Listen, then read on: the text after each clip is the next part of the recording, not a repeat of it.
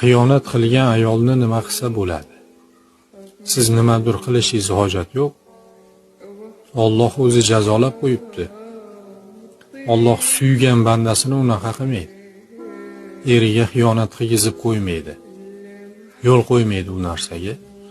Ayol kishini xiyonati kechirilmaydi hech qachon. Erkak kishi xiyonat qilsa, nafsi bilan xiyonat qiladi, qalbi bilan xiyonat qilmaydi. Xiyonat qilib ham oilasiga qaytib keladi. Lekin ayol kishini u qalbi bilan xiyonat qiladi. Xiyonat qilish kerak bo'lsa, ayol kishi nafsi bilan hech qachon xiyonat qilmaydi, qalbi bilan xiyonat qiladi. O'shaning sababidan ham ayol kishini xiyonati kechirilmaydi.